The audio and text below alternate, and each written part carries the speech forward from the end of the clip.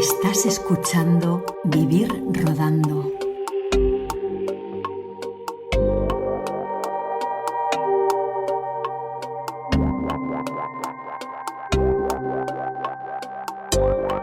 Bienvenidos a 2025, soy Raúl Cornejo y este programa abre el 18º año de Vivir Rodando o DVR. El año pasado, en el programa 197, en colaboración con la Asociación Alicante para la Lucha contra el Cáncer, hubo un programa dedicado al cáncer, donde se habló sobre cómo el cáncer se veía o se podía ver reflejado en la pantalla y cómo lo veían la gente que vive diariamente con la enfermedad, además de hablarse, como no, de la lucha contra el cáncer. Este programa vuelve al cáncer, en un espacio realizado también en colaboración con la Asociación Alicante para la Lucha contra el Cáncer. Y como pasaba en el anterior programa, el cine estará presente, pero será más un invitado. En las películas, el desarrollo del cáncer se suele ver desde una cuestión física, un personaje que se ve afectado físicamente por la enfermedad. También desde una experiencia colectiva, la relación del afectado con su pareja, familia, amigos. Pero ¿qué pasa por la cabeza de esa persona que acaba de sufrir un golpe tan duro? ¿Cómo vive un durísimo proceso individual, por muy acompañado que esté? Unas cuestiones psicológicas, mentales y emocionales que el cine no siempre puede llegar a reflejar del todo.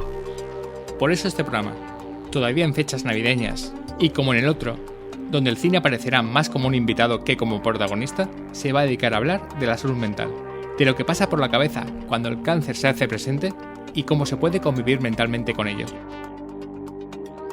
El programa cuenta con la participación de Belén Ortiz, Pablo Enríquez, Manuela Berenguer, Montse Tallo, Elena Terrachet, Silvia Martínez, Basili Canae y Luisa Pérez. Miembros de Alicante para la Lucha contra el Cáncer, psicólogos, médicos y afectados de alguna manera por la enfermedad.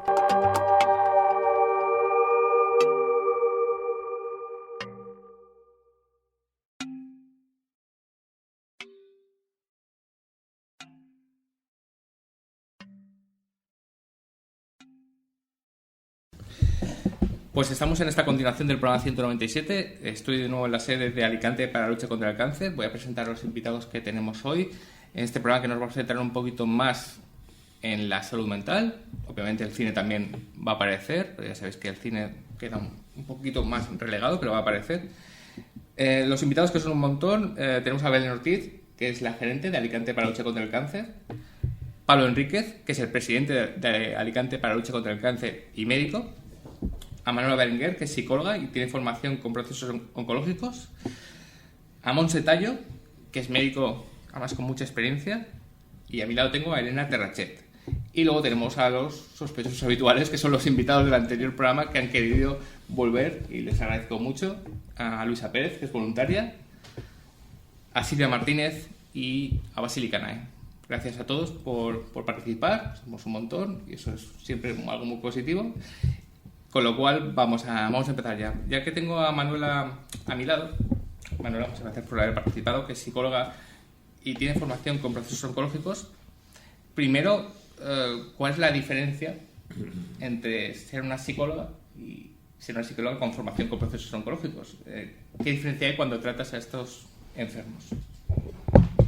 Bueno, pues al final, de persona que está pasando por un proceso oncológico, también implica el poder estar conllevando otras patologías de la salud mental, como sobre todo pues depresión, ansiedad, en ciertos aspectos estrés postraumático. Pero a pesar de eso, sí que es necesario poder conocer cómo es esta trayectoria del cáncer en sus diferentes etapas, puesto que según el proceso por el que está pasando la persona es necesario ajustar la intervención psicológica, conocer un poquito pues todas las debilidades, vulnerabilidades que puede estar teniendo la persona según el momento y, como digo, pues ajustar la intervención. Es muy importante conocer en específico el proceso oncológico. ¿Y cómo es específico el proceso oncológico? ¿Qué diferencias puede tener con otro proceso? Estamos diciendo ni que sea ni mejor, ni peor, ni más grave, ni menos. Pero ¿qué diferencias puede haber con otro proceso? Bueno, en cuanto, como digo, el proceso oncológico conlleva diferentes etapas. En un primer momento, en un proceso oncológico, pues es necesario acompañar a la persona en esa primera reacción frente al conocimiento de la enfermedad.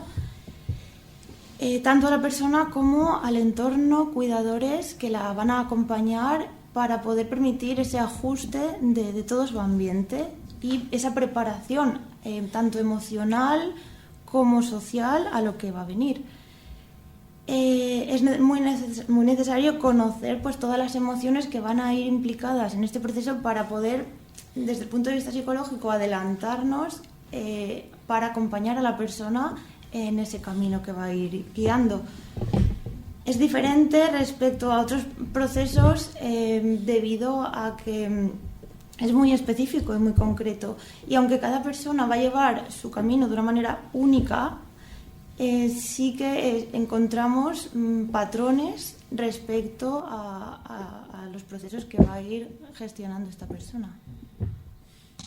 Y ya que estamos en un programa de cine, esto te lo voy a contar, a lo mejor no tienes ni idea, pero no sé si ver películas relacionadas con la enfermedad, como hablamos en el programa 197, puede ayudar de alguna forma o puede ser al revés, provocar una cuestión de estrés. Y con películas, quiero decir, información, libros, ya sabemos que hablamos el otro día de que los enfermos enseguida quieren informarse por otros medios, pero ya centrándonos un poco en el cine, no sé si una persona con una enfermedad así, ver una película que trata la enfermedad, puede ayudarle o puede provocarle una especie de estrés.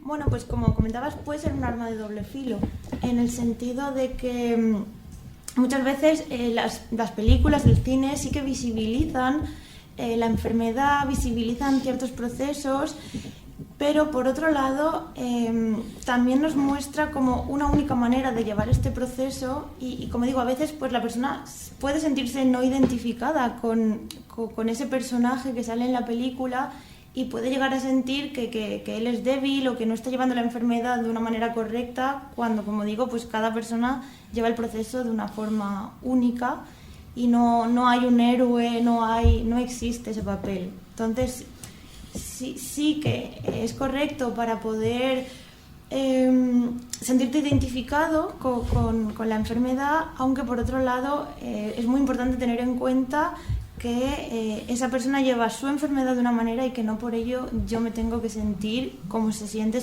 ese personaje que estoy viendo. Y cuando tú ves alguna película, supongo que habrás visto alguna película, bueno, en tu vida habrás visto alguna película y has visto alguna película con cáncer, hablamos con ellos y desde una perspectiva médica, ¿tú cómo lo ves? ¿Crees que a veces está muy exagerado, está hiperdramatizado? ¿O está bien, está mal? ¿Hay algunas que te hayan gustado más o menos? ¿O que está bien documentado?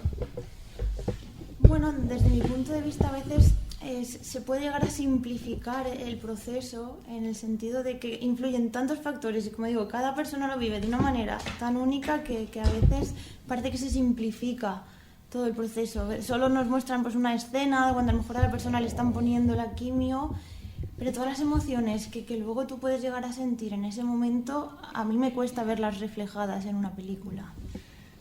Eso está bien, porque también hablando del cine, hablamos de que refleja bien o mal el cine, y seguramente la salud mental es lo que menos refleje, porque se basa mucho, digamos, en la cuestión más bien física, digamos, la cuestión física, digamos, en el cuerpo lo que pasa y poco en la mente. A veces hay poca psicología en las películas que se dedican. Ya que ha hablado Manuela, antes de ir a Elena, me gustaría, ya que hablar con Montse, ya que es médica también. Cuéntanos un poco, primero tu experiencia, que la gente te conozca un poco. Bueno, yo soy médico jubilado, lo cual quiere decir que ya tengo una edad, y he trabajado muchos años sobre todo con gente mayor, en el ámbito de las residencias sociosanitarias. Entonces, sí que es verdad que desde mi perspectiva particular, por mi experiencia, la visión de la enfermedad del cáncer de una persona mayor, una persona añosa, con respecto a una persona joven, sí que es verdad que es una visión muy diferente, porque las personas mayores tienen una visión sobre la vida ya con una mochila muy cargada, con un futuro lógicamente más corto, por ley de vida, ¿no? que el de una persona joven. Y quizás lo ven con más tranquilidad, con menos ansiedad. Cada persona es un mundo, nunca se puede generalizar, pero sí que quizás es algo diferente. También la evolución de la enfermedad en sí misma en las personas mayores suele ser diferente con respecto a las personas muy jóvenes. El tipo de cáncer de la persona mayor pues también suele ser en ocasiones diferente el de la gente joven. Y claro, el tratamiento a dar dependiendo de la situación, porque es una persona mayor con una enfermedad grave que posiblemente ya tenía otras patologías anteriores, también hay que adecuarlo a esa situación, con lo cual también a veces los tratamientos se modifican con respecto al de una persona joven. Entonces, bueno, esa es un poco mi visión. Este tipo de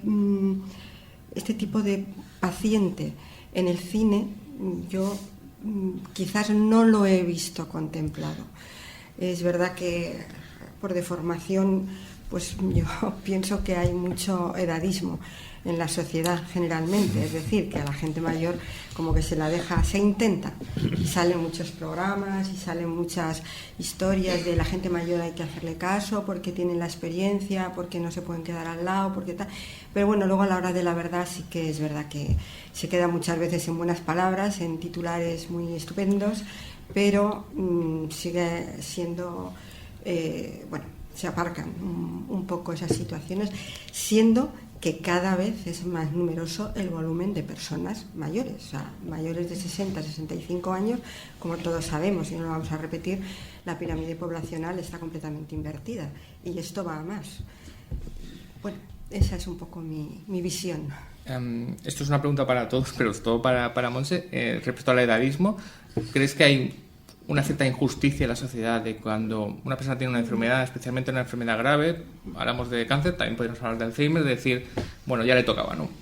Ya ha hecho lo que tenía que hacer y hay menos comprensión que por una persona joven. ¿Crees que eso sucede?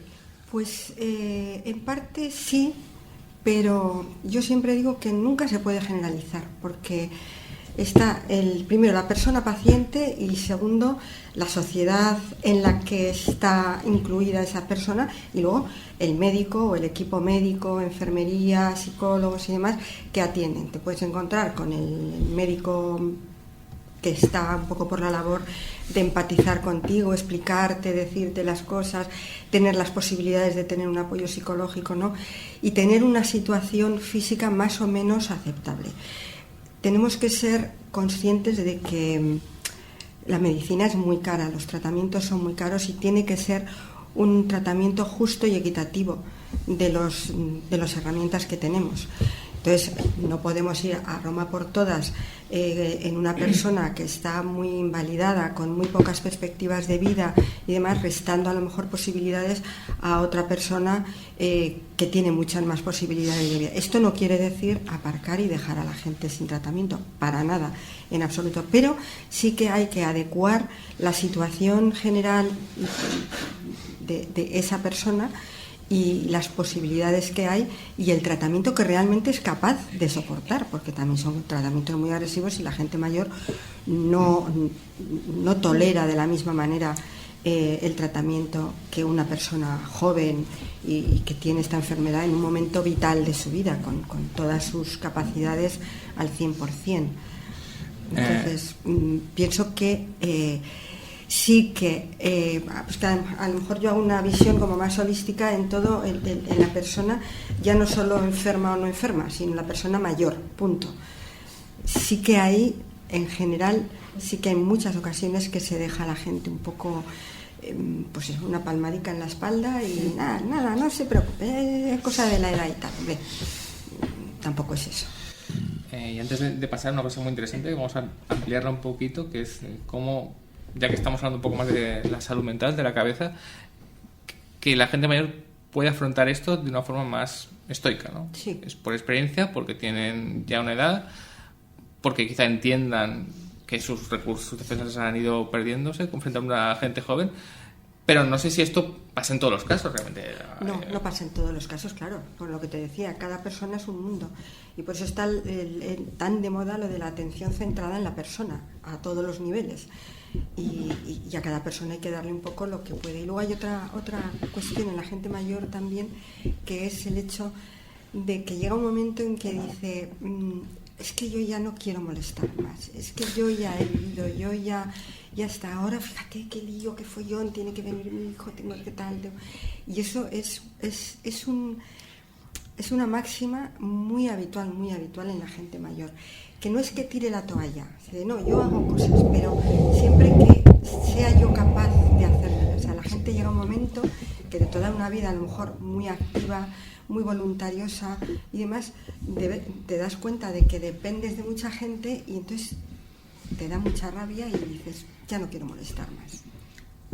Pablo. A mí me parece que a cierta edad, cuando llegamos a una edad muy avanzada, el paciente ve igual cualquier enfermedad grave, sea cardiopatía, sea neumológica, sea cáncer.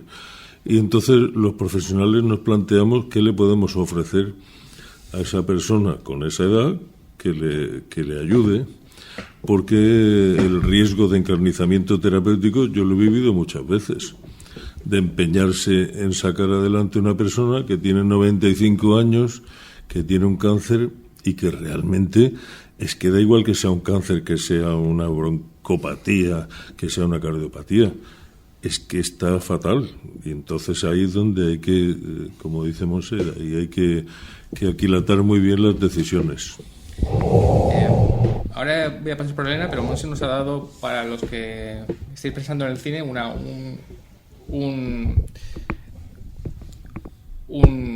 cosa muy interesante, que es, en el programa anterior, que nada más que Silvia dijo algo así, decíamos, películas con cáncer generalmente son mujeres y mujeres jóvenes, y que mueran al final, porque es lo que vende y lo que más nos gusta y nos hace llorar. Monse ha dicho una cosa muy interesante, es verdad que en el cine hay pocas personas con cáncer, con una enfermedad, que sean mayores, ¿no?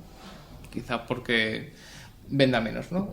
Y porque sea como algo propio, ¿no? Estaría interesante que las películas, las historias hablaran de gente mayor teniendo una enfermedad y cómo afrontándola, ¿no? Porque a veces, o sea, en las películas que una persona mayor tiene una enfermedad y a la siguiente escena ya ha muerto, con lo cual eso sería interesante también.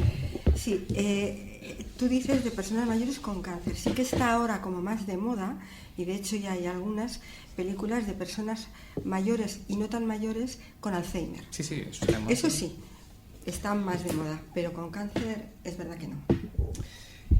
Bueno, está más de moda por unas razones, bueno, porque afortunadamente el Alzheimer se está hablando bastante, eso está bien que aparezca y digamos, perdón si soy un poco insensible, da mejor en pantalla, digamos, hay con un proceso más dramático, ¿no? Pensamos en Anthony Hopkins, en El Padre, ¿no? Bueno, Elena, te toca, lo siento. Yo te voy a dar el micrófono y tú nos cuentas tu historia y luego yo quería hacer una reflexión a raíz de lo que se está comentando. Bueno, mi historia es que mi madre tuvo cáncer, bueno, mi abuelo también, y el cáncer se lo detectaron con 70 años. Era una persona ya mayor, en perfecto estado de salud. Todo fue la primera enfermedad que tuvo en su vida, absolutamente nada, lo cual le permitió estar 11 años con quimioterapia, con todo, porque tenía la fortaleza. En relación a que se lo toman de otra manera, yo pienso, en mi caso por lo menos no. Mi madre luchó y en cuanto se enteró, se vino abajo, el día siguiente dijo, a luchar con esto. Y a luchar con esto tenía unas ganas de vivir impresionantes, superó 2 cánceres, al tercero ya se la llevó y no creo yo que por ser mayores acepten o se resignen a la enfermedad. Por lo menos en el caso que yo he vivido, ha sido la lucha hasta el último momento. Quería vivir, se metió en una operación que no iba a ningún lado, pero que era la única solución. Al día siguiente murió. Entonces intentó vivir hasta el último día, que le dieron una operación muy complicada, con muy difícil el resultado, pero dijo, si es la única opción, me meto. O sea, eso quiere decir que ella seguía con las ganas de luchar y de vivir. Y cuando murió tenía 81. Entonces, claro, mi situación, o sea, personal ha sido diferente. En mi caso ha habido una gana, una lucha, como si hubiera tenido muchísimos años menos. O sea, la edad no ha intervenido en eso. ¿Por qué? Por no dejar a sus nietos, por no dejar a su hija, por no dejar a... Y ella luchaba, era la cabeza de familia y luchaba, pero hasta que dejó de luchar. después de 11 años. Si quieres contarnos algo más. No, de momento. Y ahora viene Manuela. Sí, iba a comentar algo de lo que ha comentado Elena, y es que a veces la intervención psicológica se centra precisamente en esto, en ayudar a la persona a que encuentre motivos para seguir luchando. Que a veces pues es cierto que con una edad muy avanzada se han perdido y ya no, fruto de anteriormente ellos mismos ya habían perdido estos motivos para vivir, y claro, llega la enfermedad y todavía pues se suma esas ganas de rendirse. Entonces, pues precisamente en esta etapa de la enfermedad la intervención psicológica actúa en ese sentido. Hay una cosa que quería apostillar, que tienes razón. Tu madre con 70 años, es que no era una persona mayor, porque ahora mayor se considera a las personas de más de 80 años, porque tenemos ya, no es la tercera edad, es la cuarta edad. Entonces con tercera edad o con 70 años no es una persona mayor, es todavía una persona con capacidad. A lo mejor yo eso no lo he sabido expresar bien. Bueno, depende también, cada uno. Sí, no, hay luego, cientos de casos, gente con 80 que está muy bien y gente con 40 que está hecho polvo, con lo cual hay cientos de casos. Elena, te quería preguntar, ya que esto es un programa de cine, ya te avisé, cuando tú estás viviendo todo eso, no sé si te gustaba ver películas o no. ¿Veías películas de ese tipo o enseguida apagabas la tele o decías, bueno, voy a ver cómo va en ese proceso? No, sinceramente yo recuerdo películas que haya visto antes, pero durante no. O sea, es como remover la herida, como meter el dedito en la llaga, como se suele decir, y no, obviamente no. O sea, no escuchaba a nadie, también por ser mayor la gente me decía, ay, pero si es normal, si con los años que tiene, pero oiga, que es mi madre. O sea, ¿qué me estás hablando? De nada, o sea, no, la gente no está sensibilizada, lo que es la sociedad no está sensibilizada con esta enfermedad, y no solamente con los enfermos, sino con todos los que estamos alrededor. Porque a mí, de hecho, la enfermedad de mi madre y la lucha con mi madre, durante 11 años yo me fui a vivir con ella, dejé todo por ella, y resulta que al final me ha desembocado a mí. Yo ya llevo un montón de tiempo en psiquiatría y psicología, me ha desembocado un desgaste psicológico impresionante, me ha desembocado en una depresión profunda, ansiedad, todo. O sea, yo en el momento no sufrí nada de todo esto, yo estaba fuerte, me mantenía ahí por mi madre. En el momento que mi madre se fue vino la caída, pero al abismo. Entonces, en el momento no se ven películas porque es como meter el dedo en la llaga. Una cosa que vemos en el cine a veces con estas enfermedades es cómo el enfermo se relaciona con el resto de personas, ¿no? Y es porque el cine al final, muchas veces el cine narrativo son diálogos y personajes, varios personajes. Pero al final quien recibe el impacto suele ser la persona y es un proceso individual. Sé que esto parece crudo, que aunque estés rodeado de mucha gente, es un proceso individual que tú tienes que sufrir. Los que tienen compañía pues van a tener un poco más de ventaja. Le quería preguntar a Manuela, perdón por Silvia, Basílica y Luisa, obviamente vais a participar, pero ya que tenemos el placer y el lujo de tener a Manuela, muchas gracias por haber estado aquí, igual que Monse. A Manuela, especialmente los médicos, Pablo, ¿cómo es, si alguna vez has vivido esto, el impacto de recibir la noticia y cómo se puede vivir con eso, digamos?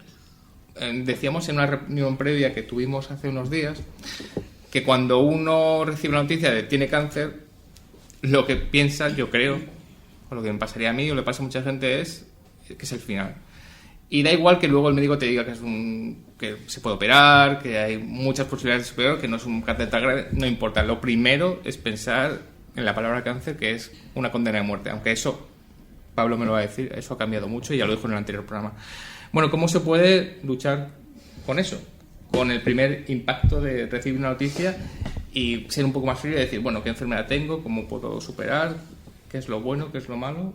Bueno, es cierto que en un primer momento es muy común que surja pues esta negación de la información que te están dando y eso conlleva un bloqueo emocional. Y esto es un proceso que cada persona vivirá de una manera, a algunas personas les llevará más tiempo, otras menos. ¿Qué ayuda mucho? Pues la expresión de estas emociones. Para eso es cierto que el entorno es muy importante y a veces en la familia surge un proceso que en psicología llamamos conspiración del silencio. en el cual se define porque la familia no quiere hablar con esa persona sobre la enfermedad, la persona no quiere hablar con su familia y al final se bloquea la comunicación y no hay una facilidad para expresar pues ese miedo, esas inseguridades que están surgiendo, ese terror a morir. Entonces, pues lo que se trabaja también mucho con los cuidadores es el poder facilitar y promover la comunicación y la expresión emocional mutua. El cuidador también tiene mucho miedo, también tiene inseguridad, también va a generar muchos cambios en su vida, remodelar toda su rutina, tiene que acoplar su vida a cuidar a esa persona. Y para la persona también supone un peso, una carga, acompañado de muchos miedos. Entonces, bueno, ¿cómo se trabaja este bloqueo? Pues facilitando esa expresión emocional. Y bueno, no sé si ha quedado un poco clara algo. Y ahora te diré cómo es la expresión emocional, cómo se facilita, que nos des como un ejemplo muy claro de qué se hace. Simplemente decir lo que pasa por tu cabeza sin ningún miedo. Muchas veces es que ni siquiera la persona es consciente de esos miedos. Entonces, poderle ayudar a que sea consciente de los sentimientos que está teniendo. A veces ayuda mucho escribir. Escribir es una manera de poder vomitar pues todas esas emociones que están surgiendo por dentro de ti y que a veces no eres ni siquiera consciente de ello. Para esto también a veces ayuda ver películas, pero sí que tienes que estar preparado. Es decir, si estás en un proceso en el que no te sientes tú preparado para soportar esas emociones, quizá ahí va a ser contraproducente. Pero es cierto que ver una película a veces ayuda a conectar con esa emoción que tengo por dentro, que no estoy siendo consciente, y ayuda a darme cuenta primero y luego poder expresarlo. A lo que me preguntas muchas veces, la respuesta sería conseguir decir tengo miedo. Y esto hay muchos pacientes que no son capaces de decirlo. Vale, pues toda una cosa que creo que nos hablamos en el anterior programa. Está muy bien que las películas, digamos, contraten asesores, que lo hacen algunas, pero otras no. Digamos, asesores, psicólogos, médicos, para que se acerque un poquito más a la realidad. Aunque el cine nunca va a ser real, afortunadamente, si vas a hablar sobre una enfermedad, cuanto más real sea, mejor. O sea, que los psicólogos o psicooncólogos, bueno, voy a utilizar por primera vez la palabra psicooncólogo, que no sé si luego hablaremos, si por eso hablamos de eso, que los contraten como asesores para poder documentarse un poco mejor. La documentación es muy importante. Con Pablo sí que quiero hablar de una cosa importante, porque creo que me lo dijo entre el programa, hemos hablado alguna vez de eso, que cómo puede afrontar un médico el momento en el que dice el diagnóstico, que es tienes cáncer. ¿Cómo hacerlo? ¿Cómo hacerlo bien? ¿Cómo hacerlo con naturalidad de su vida? O al revés, tiene que ser no paternalista, sino ser más directo. ¿Qué receta hay para hacerlo bien por parte del médico? Yo creo que el paciente necesita, lo primero, la información adecuada. Eso es dificilísimo. Alguna vez lo hemos comentado, que generalmente cuando comunicas a un paciente que tiene un cáncer no se entera de nada. Le dices a la familia, oiga, le voy a explicar a usted, y tampoco se entera muy bien. Entonces necesita generalmente un planteamiento informativo muy riguroso, detenido, y después hace falta el tiempo necesario para encajar. Son dos cosas, información y el tiempo para encajar la noticia, que depende de cómo se le dé la información. Y a partir de ahí es cuando se puede, yo creo, empezar a hablar. La fase informativa y de impacto y reacción del paciente y de su entorno influirá muchísimo, si lo necesita, de la información psicológica, de la atención psicológica, porque es donde va a recibir cómo se tiene que recibir la noticia. No vale cualquiera, ni la información es de cualquier modo. Y luego cualquier persona es diferente y también necesita una adecuación. Yo eso es lo que creo en principio. Ha dicho dos cosas claves, ¿no? Tenemos información y tiempo, vale. La información, bueno, depende del médico, no voy a decir de lo bueno o malo que sea, sino de lo que sepa hacer. Vamos a quitar un poco la información, que eso también podemos hablar. Vamos a hablar del tiempo. Realmente, en esta sanidad nuestra que tenemos, España, Europa, ¿hay el tiempo suficiente para que un médico realmente explique bien al paciente lo que está pasando y por lo que va a pasar? ¿Y qué pasos puede dar en la primera vez que habla con él? Y ahora... Generalmente no hay tiempo. Lo que sí te digo es que yo personalmente muchísimas veces me he entretenido en decir, quédense aquí un rato y ahora voy a tomar un café y venimos y hablamos y tal. Cuando vuelves a la media hora, han cambiado totalmente. Ya saben algo, ya están más tranquilos y ya preguntan cosas concretas. Y ya entonces pueden sacar información. Y hay veces que necesitas entrevistarte 2 o 3 veces para que lo entiendan. Pero en general la sanidad está tan saturada y que tenemos tanta presión que no suele haber tiempo para hacer esto. Pero realmente sería lo ideal. Vale, ¿cuánto tiempo? Es que yo soy un poco más, digamos, de números y de cifras. ¿Cuánto tiempo puede decir que tiene un médico para poder comunicarle 5 minutos actualmente? 5 minutos, 10 minutos. Probablemente entre 10 y 15 minutos. Entre 10 y 15 minutos, como mucho. Tú has hablado de estar media hora. En general. Con un café. Monse, tú que eres médico, y además tú has vivido en una época diferente, yo creo, quizá más complicada, seguramente. Todas son complicadas, pero bueno, supongo que habría menos medios, quizá. ¿Cómo ves esto de cuando de que un médico pueda tener 10 minutos, lo de información y tiempo? ¿Cómo lo arreglamos? Bueno, pues realmente el arreglo es facilísimo. Es más médicos y más tiempo. Más dinero. Más dinero, gestión. Al final. Vamos a decir más dinero. No, más dinero, sobre todo mejor gestión del dinero. Porque a veces con la misma cantidad hay quien se gestiona muy bien y quien se gestiona fatal. O sea que para empezar, buena gestión. Mi experiencia mi mayor ha sido en centros residenciales, con lo cual yo he sido una privilegiada. Y aparte de que me encantaba mi trabajo, yo estaba con esas personas que estaban ingresadas ahí todo el día.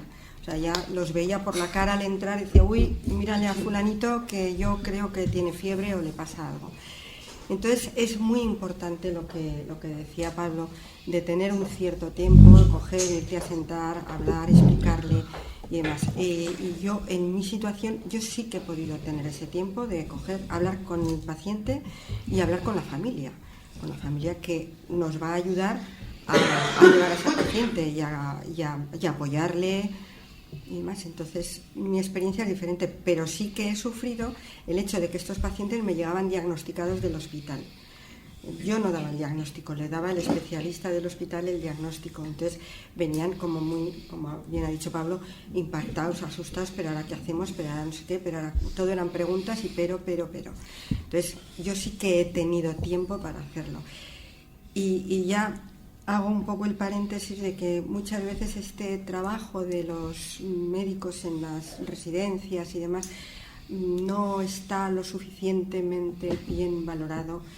Y se intenta hacer el trabajo pues lo mejor posible y eso, dedicar todo el tiempo del mundo, vamos. No, apostillar a lo que dice Monse, que probablemente en la carrera de medicina debería haber una asignatura de cómo informar de estas noticias a la gente, y esa asignatura no existe. Y te chocas muchas veces con que tú te esmeras mucho en decirle a una persona y a sus familiares lo que tiene, y después pasa un compañero y le suelta sin ningún tipo de consideración una realidad insoportable, cuando el camino es a una realidad que se puede aguantar, ¿no? Bueno, era apostillar un poco lo que decíamos. Sí, nomás no me sorprende que no haya una asignatura. Además, ahora que en la provincia de Alicante vamos a tener 18 carreras de medicina, no estaría mal, sí, señor, que tuviéramos una. Ahora que está de moda medicina en Alicante, pues mira, yo hay 2 cosas que siempre estoy dando la castaña, que son esta, que estamos hablando, que en la carrera de medicina y de enfermería y de psicología menos, pero también haría falta información al paciente, solamente eso.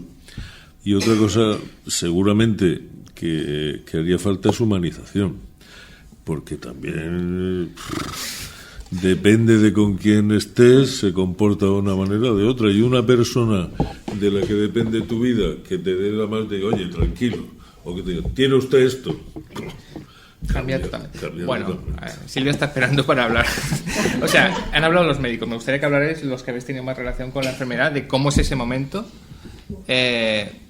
y cómo lo afrontáis y qué experiencias habéis tenido, malas o buenas, ¿no? No sé si Silvia, que creo que contó algo ya en el anterior programa. Sí, bueno, ya lo hablamos en el anterior programa. La verdad es que para nosotros como pacientes el impacto es fuerte.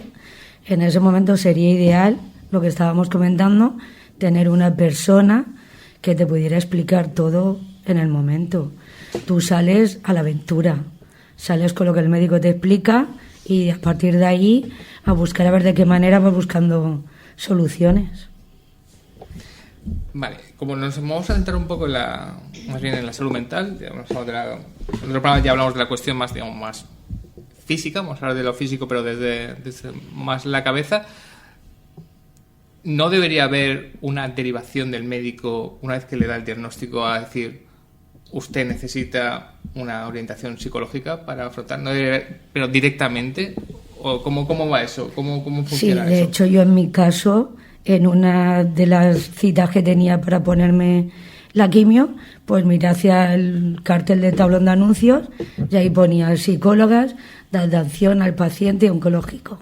Ahí te das cuenta que tienes una ayuda, pero... Pero tú miraste el tablón de anuncios, pero el médico no te dijo... el médico a mí no me dijo en ningún momento si te hace falta hablar con alguien, yo te doy para que hables. Y viene muy bien, porque al final, conforme vas pasando el proceso, te das cuenta que la ayuda son pacientes que están contigo a tu lado, que son los que te van abriendo el camino y los que te van diciendo el paso que tienes que seguir, no tu médico. Y Elena, tú que lo viviste con tu madre, creo que Manolo lo ha comentado, que los cuidadores también necesitan una como orientación psicológica. ¿Tú querías o necesitabas una orientación más psicológica de la cabeza de cómo ibas a afrontar eso durante tanto tiempo? Pues la verdad, si te digo, en ese momento no. Yo no pensé en mí para nada. De hecho, los resultados han sido los que han sido por eso. Solamente yo enfocaba a mi madre, que mi madre estuviera bien, que mi madre estuviera cuidada, la gesto del médico. Yo me olvidé hasta el punto de que ahora estoy yendo al dentista, me dejé caer la boca por el bruxismo, apretándome me rompí 3 muelas, ahora estoy yendo a arreglarme las muelas, ni siquiera me había ido a arreglar la boca. Es una dejadez de uno mismo y tampoco pensé en ningún momento en buscar psicólogo.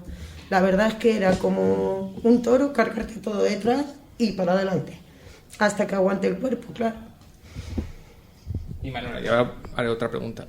¿Tú piensas que debería haber una derivación directa de la cuestión más física, digamos, del cáncer, pero luego de la cuestión más mental? ¿El médico debería poder ofrecer una orientación psicológica? Yo sí que he tenido la experiencia en el Hospital de Alicante y sí que existe este servicio de psicooncología y algunos médicos, algunos pacientes, porque es verdad que no hay mucho recurso y entonces esto se ofrece a los casos que se perciben desde el médico, que son muy graves, muy urgentes, sí que existe esta derivación en el Hospital de Alicante. Yo he estado un año realizando las prácticas allí y es lo que he visto. Probablemente, y estoy segura de que es un servicio muy limitado, que no siempre se ofrece, pero mi experiencia ha sido que sí existe y que favorece enormemente, entonces sería totalmente recomendable poder seguir aumentando este servicio. Aquí me están llamando la atención para interrumpirme. Sí. Yo soy paciente de oncología, encima lo tuve en la pandemia y a mí nadie me ayudó. Me lo comí sola desde el momento del diagnóstico hasta el momento que me operaron. Conmigo no entró ninguna psicóloga ni nadie Al contrario, ¿sabes quién fue? Mi cirujana, la que estuvo conmigo en todo momento. Ella estaba operando y subía a verme. Cuando, si yo soy una paciente que tengo que entrar sola para una extirpación de mama, me pillan toda la pandemia, que menos alguien que te acompañe. Y ahí no había nadie. Igual que yo, habíamos 6 personas más, y nadie había para ayudar. Y encima, te digo, era pandemia, que menos tener un punto de apoyo. Creo que Luisa me estaba gritando. Sí, yo como mi experiencia como voluntaria, yo no solamente he estado en sedes de voluntariado, sino que he estado en hospital. Y realmente quienes pasábamos la información, que íbamos todos los días por las habitaciones, éramos los voluntarios. De que había un servicio de psicólogo, y que habían otro tipo de ayudas al enfermo, cualquier cosa que necesitase, unos números de teléfono, unas cosas.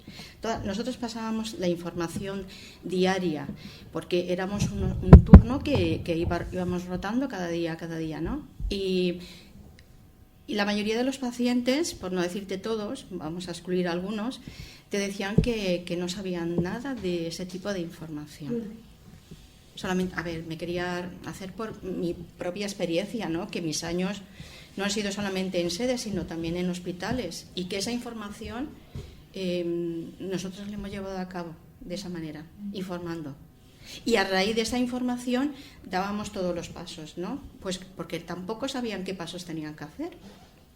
Que había que hacer una petición, que tenían que ir al mostrador, hacer la petición, esa transmisión de pasos que había que hacer para llegar a la psicóloga. Por eso mismo, por la importancia que tiene este servicio, me parece tan importante el poder promover y el poder aumentar estos apoyos, porque yo he estado en el otro lado y es cierto que hay una psicóloga para todo el Hospital General de Alicante. Y es cierto que iba desbordada. Entonces, claro, la visión desde el otro lado es que no se llega a casi a nadie. Y la visión de esta profesional es que estaba desbordada. Por eso es que hacen falta muchísimos más recursos, porque de verdad es un servicio que es necesario. Basílica, sí. Antes de nada, Basílica, tú, que además tenías una situación muy especial, ¿cómo viviste la cuestión mental, psicológica de afrontar esto? Bueno, en principio, la primera noticia que me quedo ciega, por lo menos esa ha sido para mí chocante. La otorrino me ha dicho, te puedes perder la visión. Para mí ha sido, se ha caído del cielo encima. Luego he empezado a asimilar un poco, pero ha sido bastante duro. Lo único psicólogo en ese momento ha sido mi hermana, que me apoya por teléfono todos los días, que tienes que ser fuerte, que no tienes que rendirte. Pero en cierto momento he tenido unas amigas que me apoyaban, pero para mí el miedo que me puedo morir, pero más que me puedo quedar ciega, era fuerte. Y poco a poco luego he asimilado, y dentro de mí me decía, tienes que luchar, tienes que salir, tienes que ser fuerte, aunque está bastante mal. Es que la primera noticia, yo eso preguntaba, ¿me voy a morir o me voy a quedar ciega? Vamos a ver cómo funciona el tratamiento. Una cosa, Basílica, ¿tú estabas sola aquí en Alicante? Sola, ¿no? Sola. Tenías algún amigo, pero estabas sola. Algunas amigas, pero digamos estar sola, porque es que aquí a veces hablamos y damos por hecho que todas las personas tienen una familia, tienen unos amigos, tienen un círculo de confianza para afrontar esto. Y hay gente como Basílica que ha tenido que vivir esto prácticamente... Me ha tomado por sorpresa. Por sola. Por ejemplo, Basílica quizá sí que necesitaba una orientación psicológica de realmente mucho más que otras. O sea, sí. Con lo cual, vamos... Pablo, ¿querías añadir algo? Sí. No, yo solamente dos cosas. Que hay dos momentos difíciles, que son el primer impacto, que es distinto a todo lo demás, y después que los médicos nunca podemos dejar el factor psicológico. El paciente está en contacto contigo y lo ves siempre tú y decides tú, y eso no lo puedes tú perder, porque no quiera, sino porque lo necesita el enfermo, necesita que su médico le diga y le dedique un tiempo. Después viene todo lo demás, posible, importantísimo, claro que sí, pero yo creo que no se va a poder quitar el médico nunca la obligación de explicar correctamente desde el punto de vista psicológico y humano a los pacientes. Y con respecto al cine, quería añadir algo, que es que en las películas normalmente no toman el cáncer como algo central, sino siempre como algo que uno de los personajes ahí añadido queda. Y como la velocidad a la que está cambiando los tratamientos y la percepción del cáncer es tan tremenda, el cine va a tener que espabilarse para poder presentar actualizado el tema este del cáncer. Sí, hermano, y también estaba pensando que el cine habla poco de los psicólogos de forma un poco más seria, ¿no? Todos recordamos el psicólogo tipo película de Woody Allen, donde está hablando sobre sus neuras, no sé cuánto, y cuando tiene que afrontar cosas más serias, como una enfermedad, el psicólogo, digamos, desaparece de casi todas las películas. Hablando del cine, quería decir una cosa, iba a ir, porque se me ha ocurrido, porque estamos en Navidad, y entonces recibimos muchos impactos audiovisuales, que no tiene que ser cine, puede ser en televisión, de felicidad, consumismo, mucha, digamos, esto, lo que conocemos como son las Navidades, ¿no? No sé si esto a una persona que está en un proceso de una enfermedad, esto le afecta para mal. Recibir tanto impacto, digamos, de sobrefelicidad, que es artificial, obviamente, continuamente, o sea, que la ciudad está decorada, ves las cenas de empresas que nadie quiere ir, pero ve en los informativos, cuando llega la Nochebuena, ves la gente que se reúne, ves Nochevieja, ves a gente de fiesta. No sé si en una persona, independientemente de que incluso de que esté sola o no, que está sufriendo algo tan grave, esto va a poder ir en contra de su salud mental. Sí, es el riesgo que tiene esta idealización de la felicidad, de la Navidad. Es cierto que puede perpetuar ese aislamiento que está sufriendo la persona. También por eso decía, según el proceso emocional que esté llevando la persona, porque puede suponer un acompañamiento, porque esa persona que está sola en su casa viendo una peli se distrae, se siente acompañada, o puede perpetuar la comparación y el sentirse solo comparándose con esa película o esa gente que está viendo en la televisión.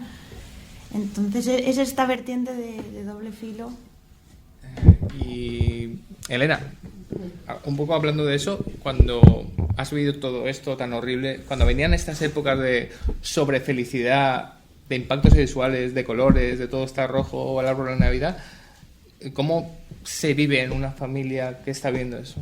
Pues no sé, yo en mi caso ha sido diferente, porque bueno, mi madre la desahuciaron en el momento que encontraron el cáncer, el primero, y al final superó 2. O sea que también ya como viviendo un tiempo de descuento, todos contentos, pero ella era una alegría. Cuando ella llegaba la Navidad, ella veía alegría y que ella siempre lo decía, voy a poder pasar una Navidad más con vosotros.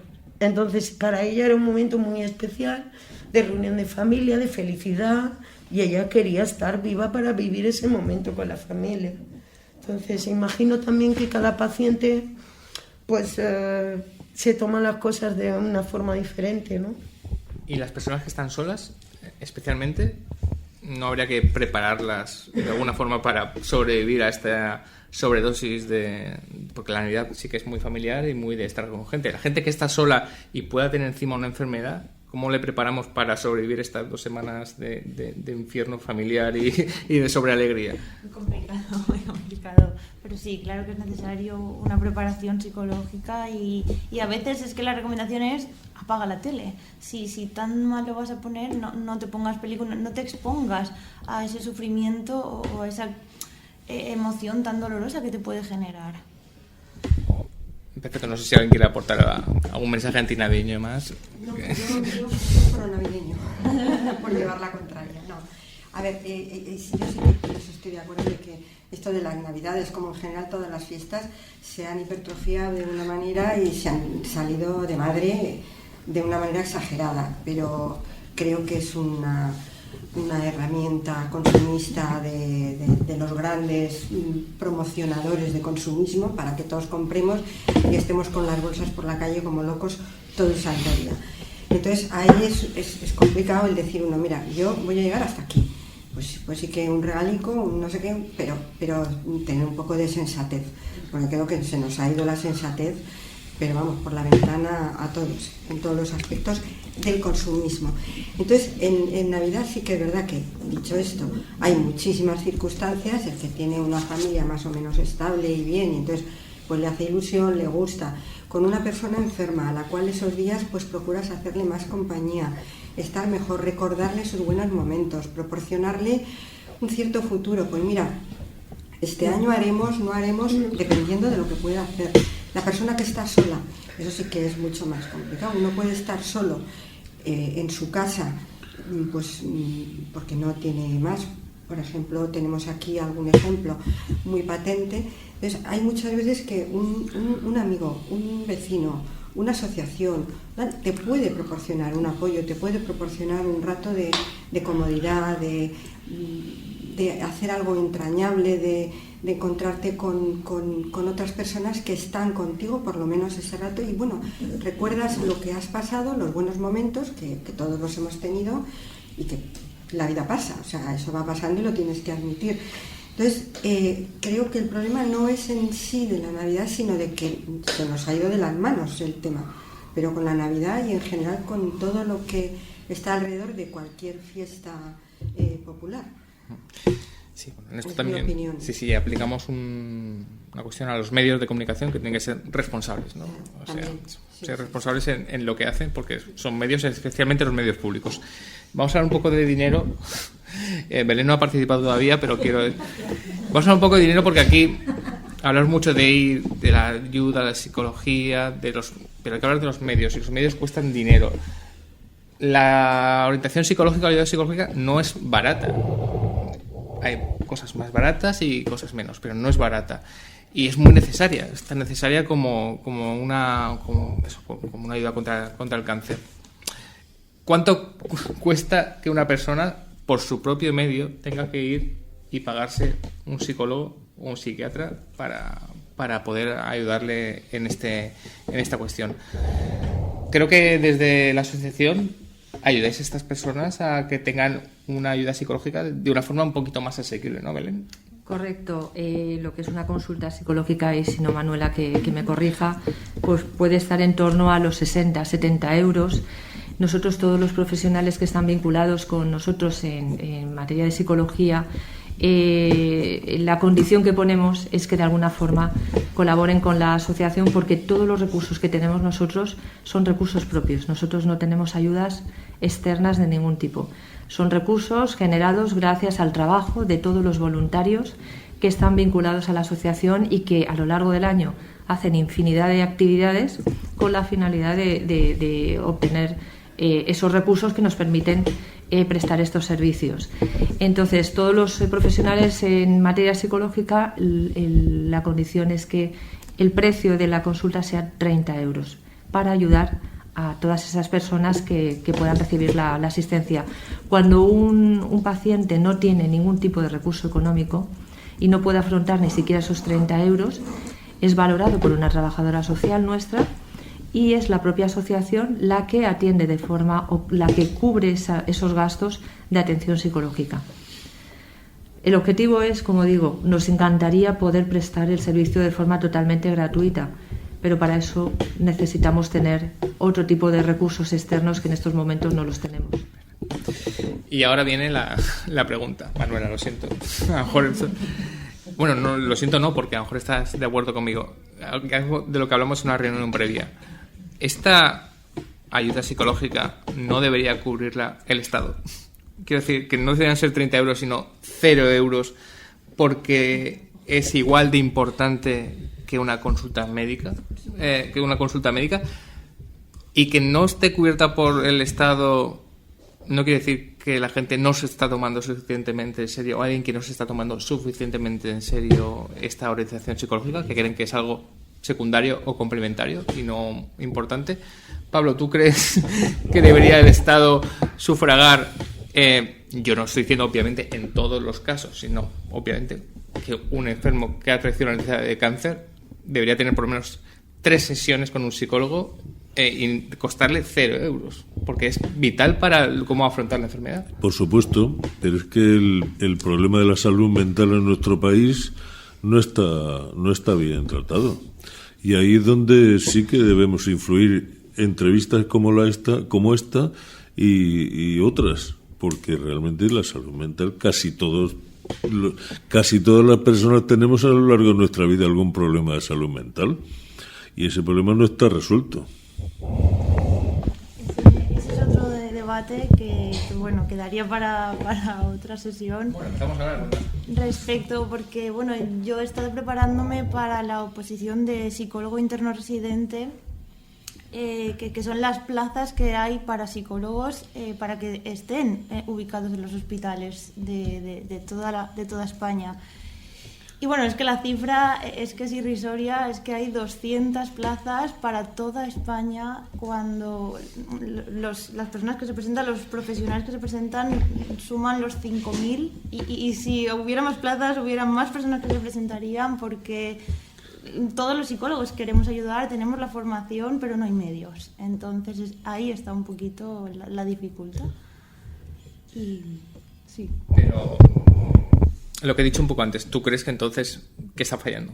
Que desde algún sitio, desde quien controla los presupuestos, desde algún sitio de poder, no se están tomando muy en serio este problema, esta cuestión, la cuestión psicológica y mental.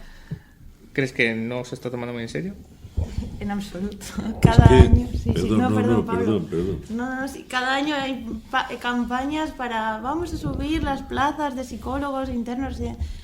Mentira, se suben 10, deberían subir 10.000. Es que de verdad es un servicio que no se está contemplando.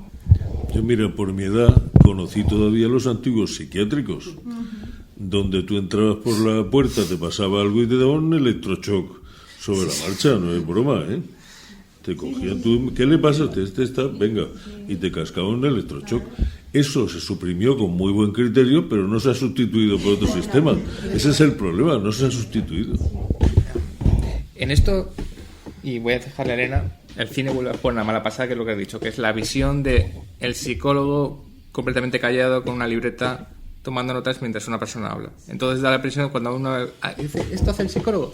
¿Por qué vamos a pagarle a este señor por escuchar? Tampoco se ha actualizado, ¿no?, esta visión de la psicología y respecto también a cómo influyen las enfermedades mentales también en el cáncer.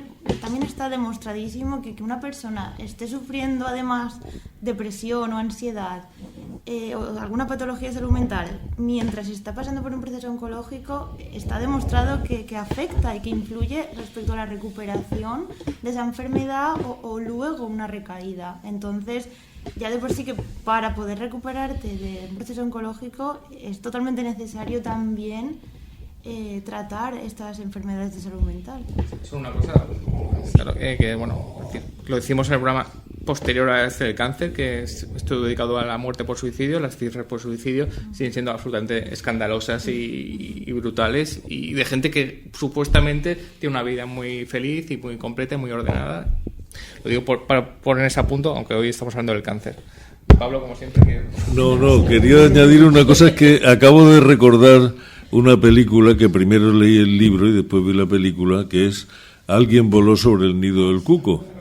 Entonces ahí sale un psiquiátrico como yo me estaba refiriendo, y eso no se ha sustituido. Solo una cosa de Alguien sobre el nido del cuco, que me parece una peli estupenda, que a veces el cine sí que ha reflejado un poco voy a decir locura, no me gusta decir, estas enfermedades mentales, perdón, he dicho locura y no debería haber dicho, enfermedades mentales con mucho cliché de gente muy rara haciendo aspavientos no sé cuánto, y no siempre es así, no siempre es así, obviamente. Elena, creo que... Bueno, yo quería comentar algo, pero vuelvo al tema de atrás. Yo quiero decir sobre la cantidad de psicólogos es nula, de psiquiatras es nula en seguridad social, la verdad. Pero todo depende del presupuesto y del gobierno, porque a mí personalmente me trata una psiquiatra y una psicóloga que están dando la vida por mí, e incluso forzándome citas cuando no tienen citas para meterme.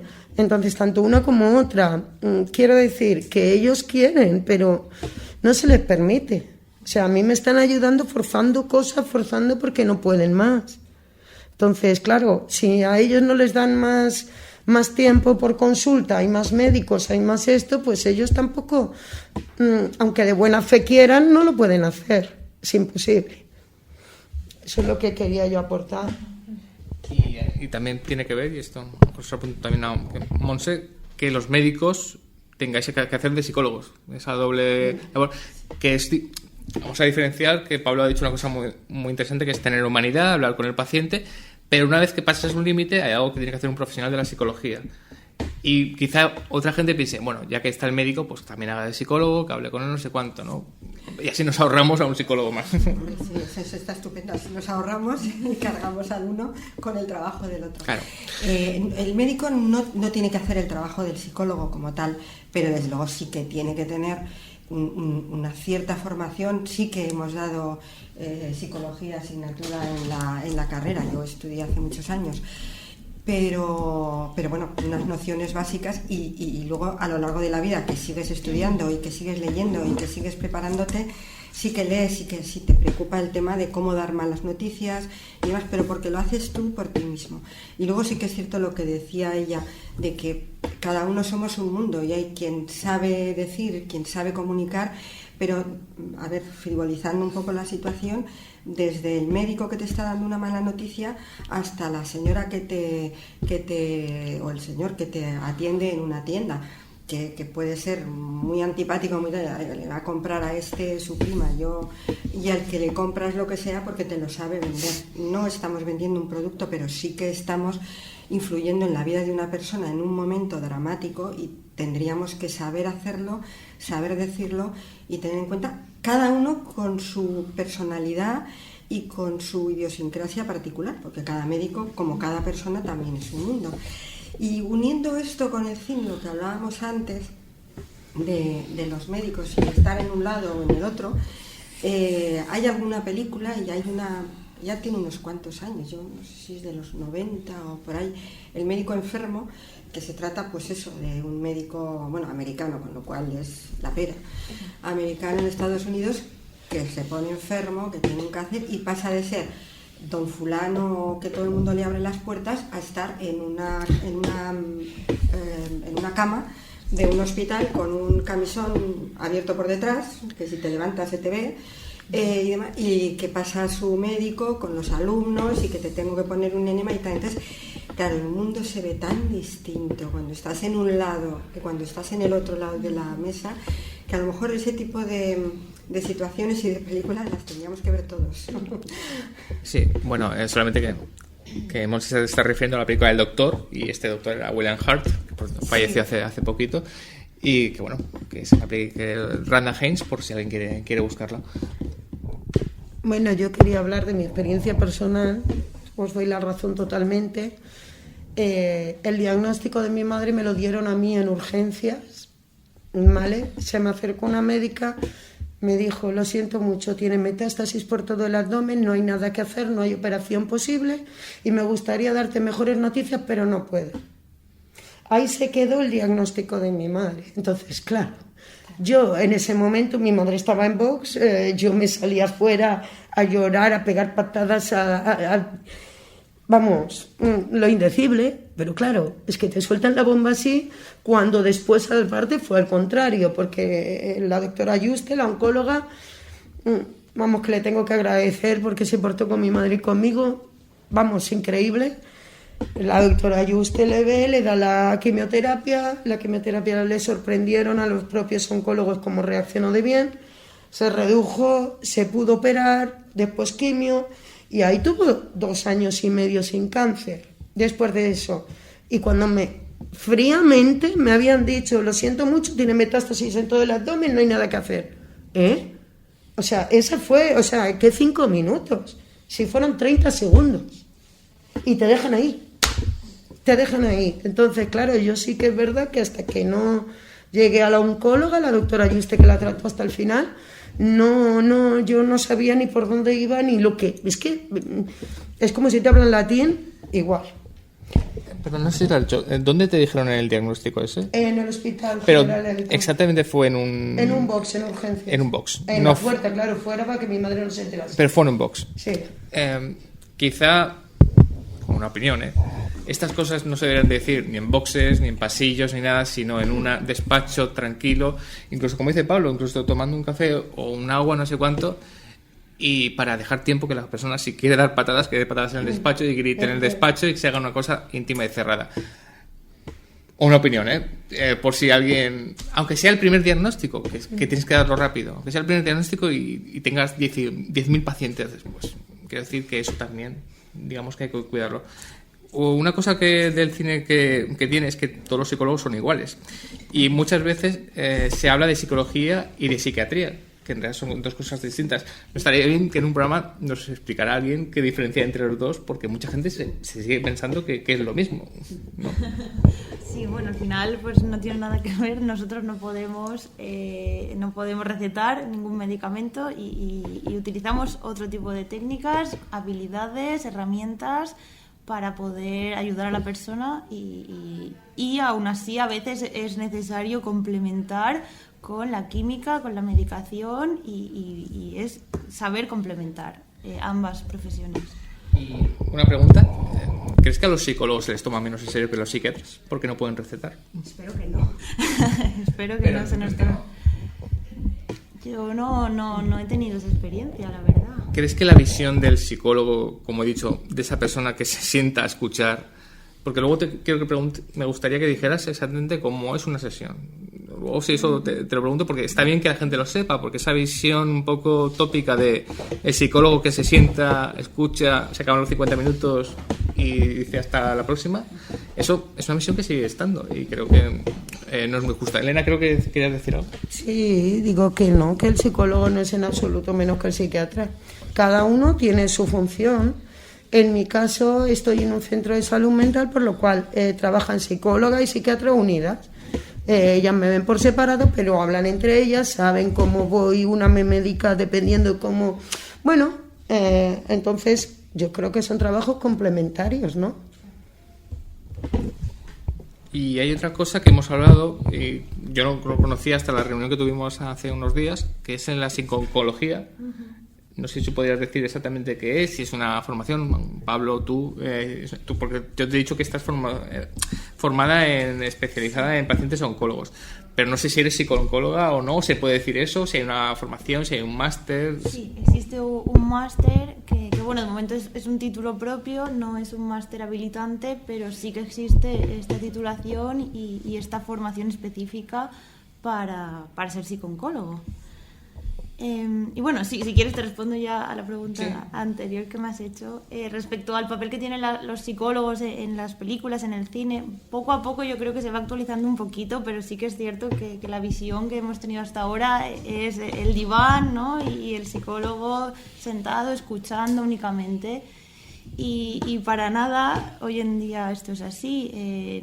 No, es como la psicología va a ayudar a la persona a encontrar sus propias herramientas, a trabajar juntos en desarrollar las herramientas para que encuentre su camino hacia lo que esa persona quiere y desea y a dónde quiere llegar. Pero por supuesto es un acompañamiento en todo momento y se trabaja muchas técnicas. De hecho, ¿cómo es una sesión? Bueno, también depende muchísimo de lo que la persona esté dispuesta a colaborar y a trabajar. Yo siempre digo que es un trabajo de dos, que yo por muchas herramientas que te pueda aportar, si tú no quieres, no estás preparado a participar, no sirve de nada. Entonces, por eso también el término de paciente, pues tampoco me gusta mucho emplearlo porque implica como que esa persona no tiene nada que hacer, está pacientemente esperando a recibir esta ayuda y al revés, debe ser un ser bastante activo y colaborando en la sesión y en ese trabajo. Perdona que me esté centrando un poco en Manuela, pero creo que es interesante que todos supiéramos más o menos cómo podría ser una sesión con un paciente a la que acaban de diagnosticar cáncer. Ya sé que me vas a decir, obviamente es diferente el tipo de enfermedad, quién es la persona, la edad, que hay un montón de variantes, pero más o menos ¿qué hacéis para poder ayudar a esa persona? Por lo menos en las primeras sesiones cuando llega una persona con una enfermedad. No sé si tenéis ya alguna guía más o menos de hacerlo o tienes que conocer un poco a la persona antes.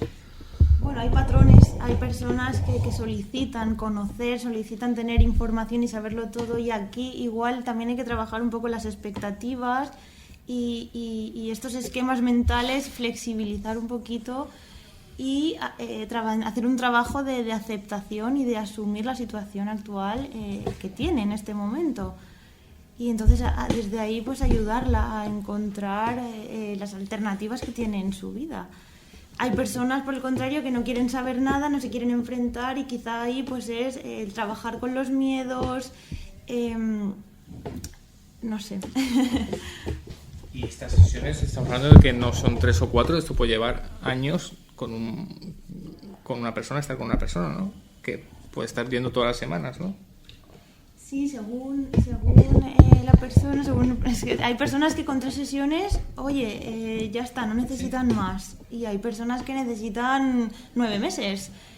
Según también la persona y el acompañamiento, y si luego tiene una recaída, o luego otro proceso también muy común que también había comentado Elena, y es en relación a los cuidadores, es ese agotamiento o ese cansancio que surge cuando la persona a la que estaban cuidando pues ha fallecido. Y ahí no solo es tratar ese duelo, sino el mirarse a la cara, que Elena que estaba comentando antes.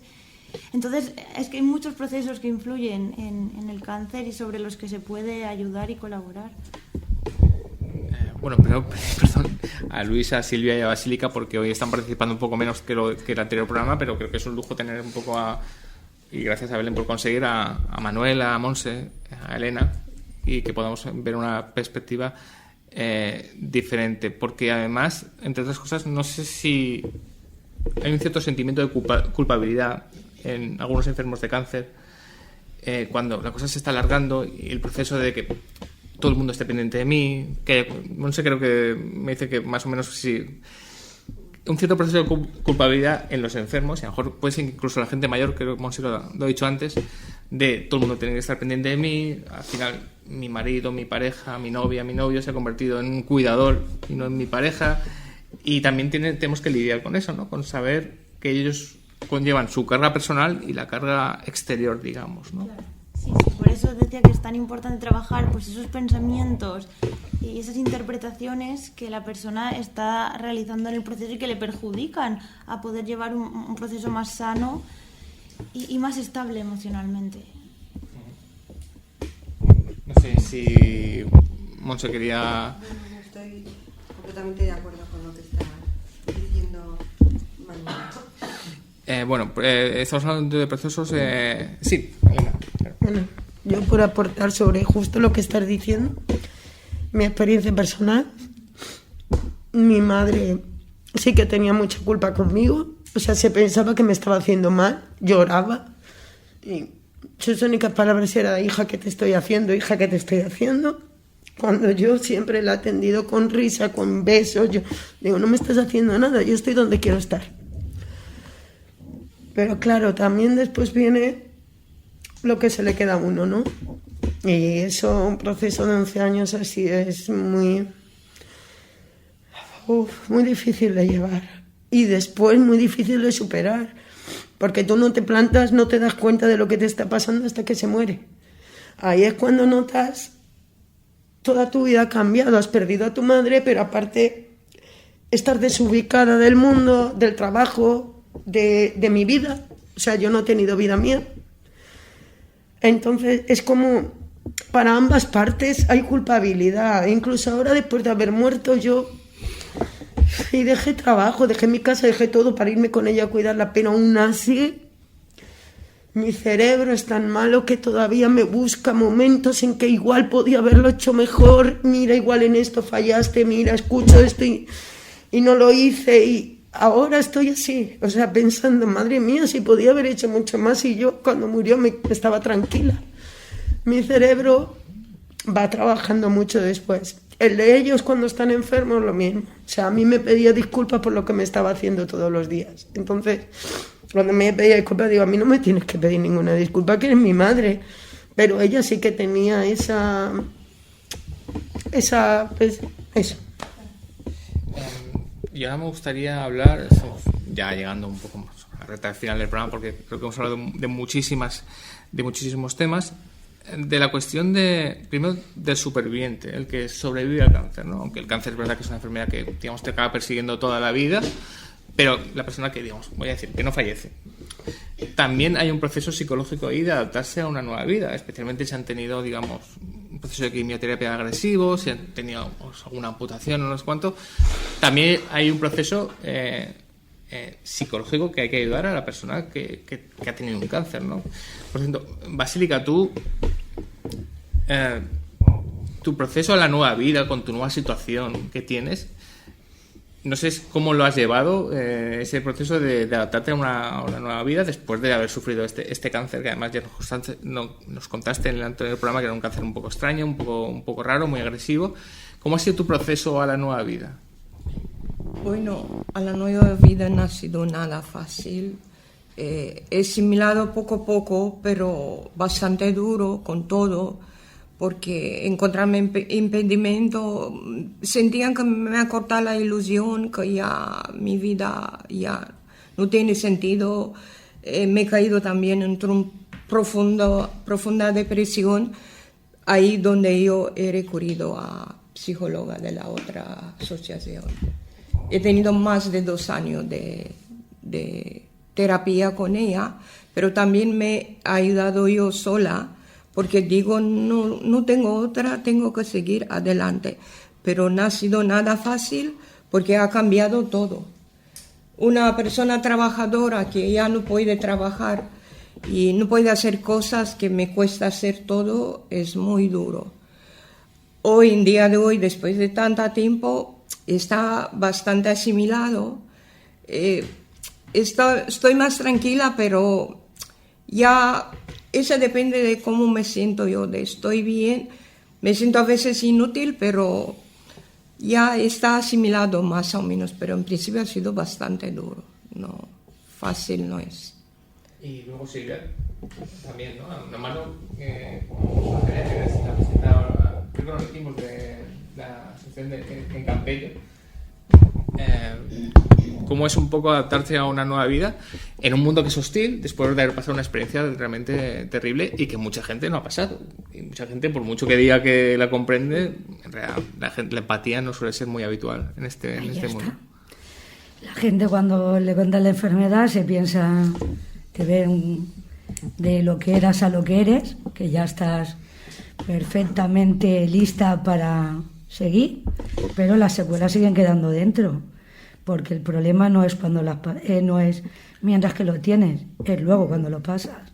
La gente se piensa que psicólogos necesitas a la hora de la enfermedad, y a la hora de la enfermedad la llevas. Lo que pasa es después, tienes que vivir una nueva vida que no es nada tuya. Tienes que dejar toda tu vida anterior para empezar una nueva.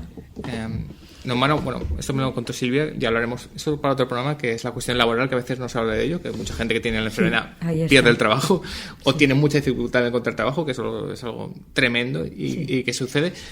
Pero dime. Y desde el punto de vista que me has comentado, pues sí, como paciente oncológica, la verdad es que entré a la Asociación Alicante para la Lucha contra el Cáncer y para mí es una satisfacción ser paciente, ser voluntaria, ser parte del equipo de Alicante para la Lucha contra el Cáncer y encima ser la presidenta de Campello, de la nueva sede que vamos a inaugurar.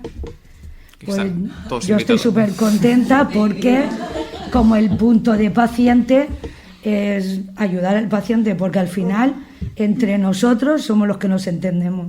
Los psicólogos nos ayudáis, los médicos nos ayudan, pero al final los que conectamos somos todos los pacientes.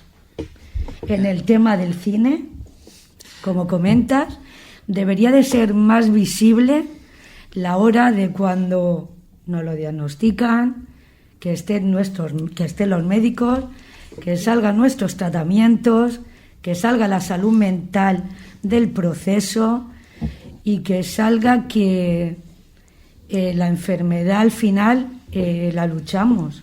Pero sí que es verdad, como comentábamos en la anterior entrevista, que no todos los pacientes mueren. Que somos pacientes que vivimos, que luchamos y que aunque no tengas un ojo, no tengas un pie, no tengas una mano, no tengas un pecho, eres persona y sigues viviendo. Y una cosa importante, porque dijimos que generalmente no hay finales felices en las películas del cáncer, pero si los hay, a veces son demasiado felices, quiero decir que empieza un proceso muy diferente. Y quería hacer una pregunta. ¿Ha cambiado tu relación, digamos, con el mundo exterior, con el ser humano, con tus vecinos, en cuanto a que te hayas vuelto algo más desconfiada o al revés, te hayas vuelto algo más humana? Porque has sufrido una experiencia, has visto, digamos, la falta de empatía del ser humano. No sé cómo te ha cambiado interiormente dentro de la cabeza con respecto a otras relaciones sociales. Lo que comenté creo que la otra vez, esto me ha enseñado a que mires por mí, no por nadie. En tema de personas, la verdad es que antes era humana, era voluntaria, sigo siendo igual, pero sí que es verdad que con la gente no susceptible yo no soy nada, de verdad. Me doy cuenta de eso, que me ha perjudicado en cómo era yo como persona. Elena, no sé, eso lo quería preguntar. ¿Cómo te ha cambiado personalmente estos 11 años? A nivel humano, en relación con respecto a los otros humanos, los otros seres humanos, la sociedad, en tu relación con la sociedad. ¿Te has vuelto una mujer más dura, más difícil, más dura, más desconfiada, o al revés? ¿Te has vuelto más humana, entiendes más al ser humano? La verdad, en mi caso, sí. Bueno, yo siempre he sido voluntaria también antes en Cáritas, o sea que... Pero sí que es verdad, sobre todo, que te hacen ver... pases por determinadas circunstancias, tanto a nivel médico como a nivel... que sí que es verdad que te marcan muchísimo. Y luego... ¿Qué me habías preguntado? Perdón, ¿Cómo te ha cambiado, digamos, esa experiencia a nivel humano? Total. O sea, el momento que murió ella fue la causa que yo tenía para vivir. Era el momento que murió ella, se acabó. Caí al hoyo, pero bien.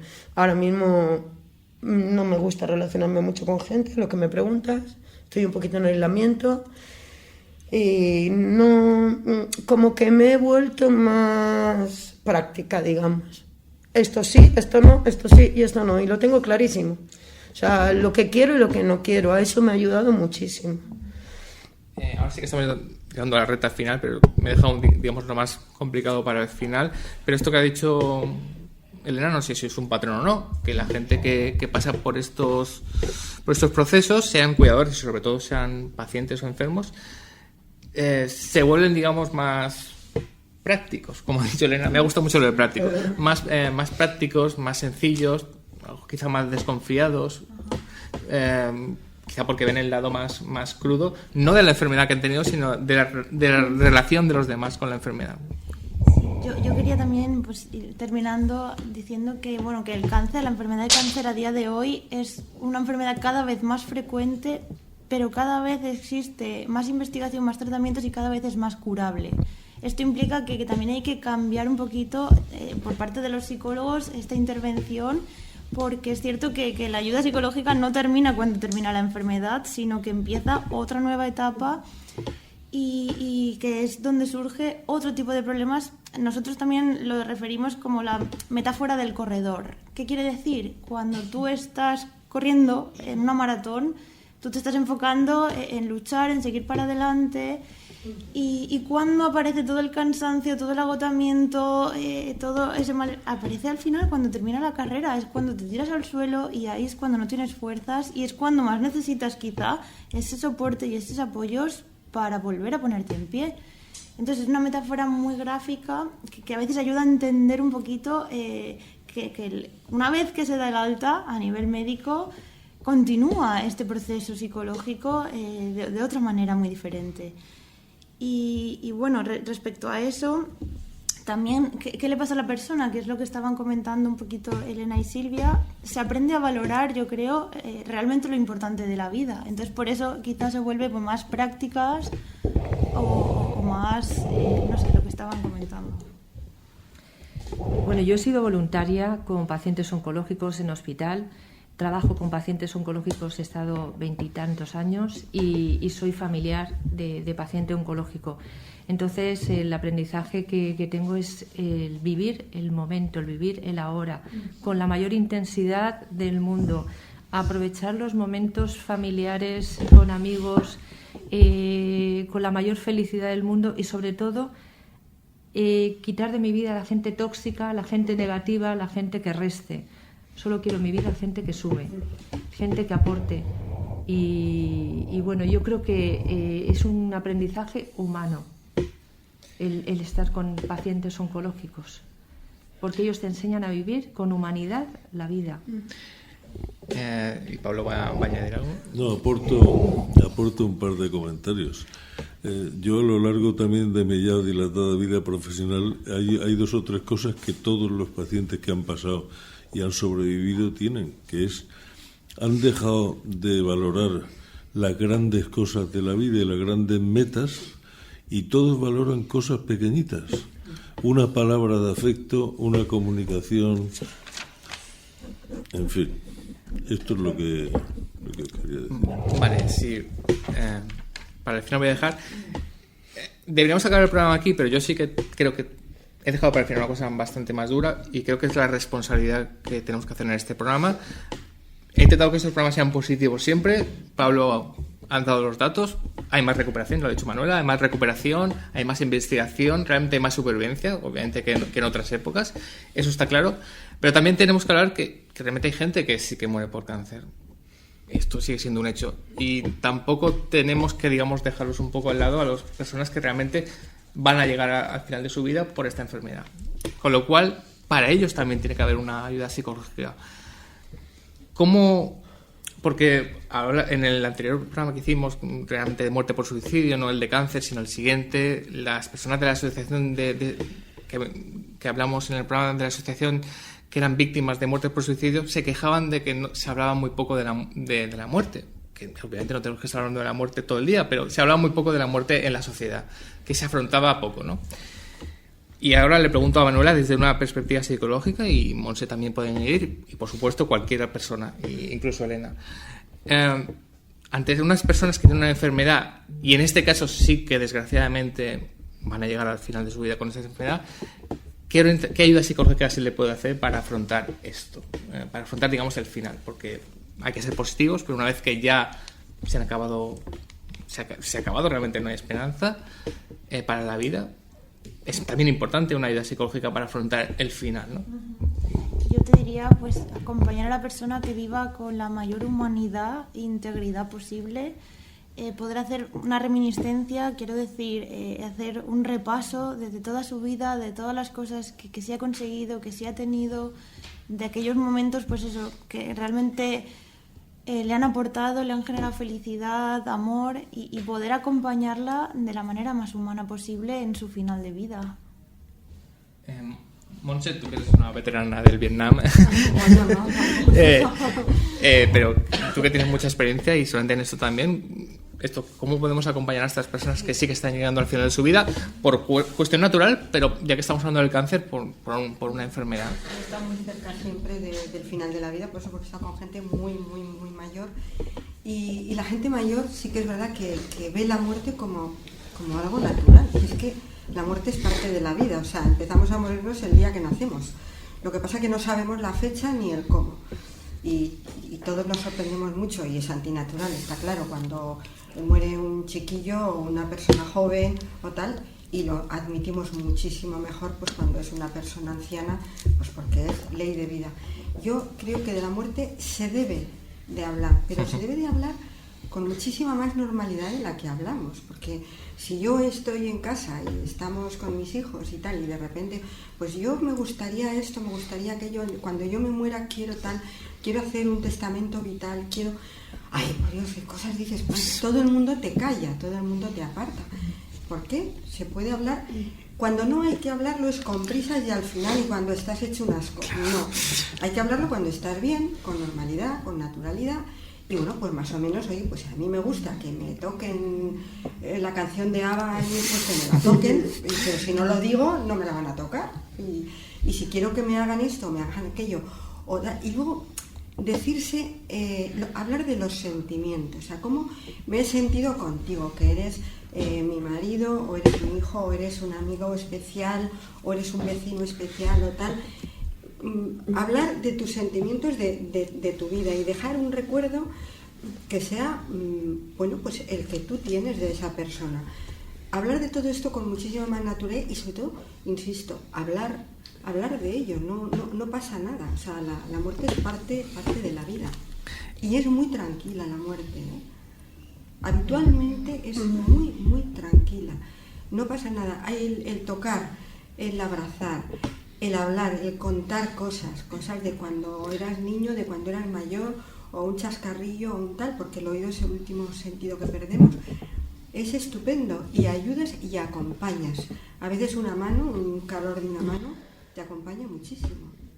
El oído es el último sentido que perdemos. Yo no lo sabía. Es incluso bonito. En personas que están prácticamente inconscientes o sedadas o tal, siempre se propone que se les hable y se les cuente, o incluso se les ponga música, la que tú sabes que le gustaba y demás, porque posiblemente lo está oyendo. Entonces, es bueno. Está bien. Despedirse con una canción que te guste debe ser de lo más bonito. Yo creo que está bien, ya estamos hablando, pero Elena creo que quería contarme algo. Elena, le voy a caer, ya sé que le caigo mal porque está haciendo pasar un momento terrible.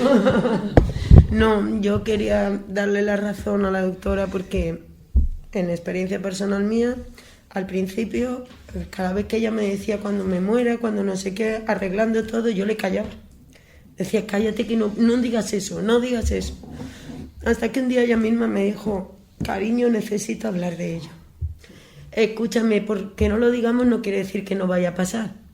Yo necesito hablar de eso. A partir de ahí cambió totalmente, pero es que yo al principio no podía ni... Era oír la palabra muerte y digo, no digas eso, que vas a salir adelante, que vas a seguir. Y hasta que ella me dijo, hija, necesito hablar. Necesito que me escuchen, necesito hablar de esto. Y claro, también eso para el familiar que está afuera es un choque fortísimo, ¿no? Porque estás hablando con una persona, en este caso mi madre, que está hablando de morirse y tú, es que es indescriptible. O sea, es que esta enfermedad hay que vivirla. Para hacerte cuenta de lo que es hay que vivirla. Si no, no... Pero a ese es difícil de aceptar. Es muy difícil.